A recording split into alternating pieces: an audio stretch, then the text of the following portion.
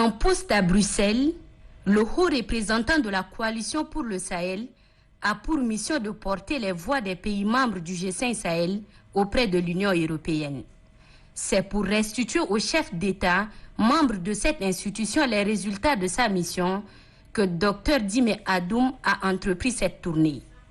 La première étape, il l'a réservée au président de transition, par ailleurs président en exercice du G5 Sahel, général Mohamed Idriss Déby Itno.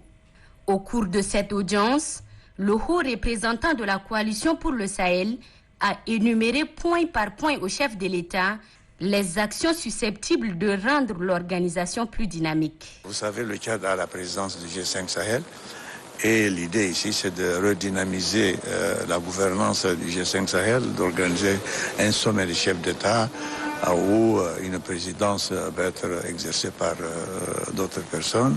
Le Tchad maintient sa position de leadership dans le dispositif sécuritaire.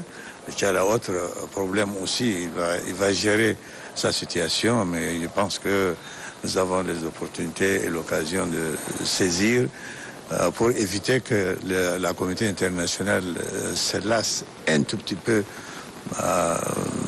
par rapport à ce qui se passe au G5 Sahel. Le président en exercice du G5 Sahel a en retour donné des conseils et orientations à l'effet d'insuffler une nouvelle dynamique à cette institution communautaire.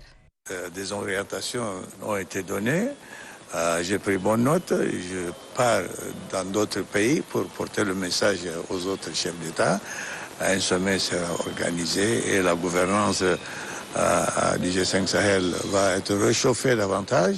Et un message à l'endroit de nos partenaires internationaux qu'ils se servent davantage de la ceinture pour porter secours à tous ces pays du G5 et puis particulièrement le Tchad.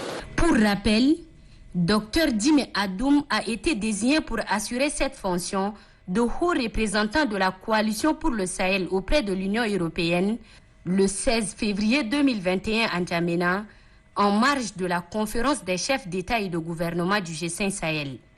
Depuis lors, il s'attelle à redorer l'image de l'institution sous-régionale auprès des bailleurs et partenaires.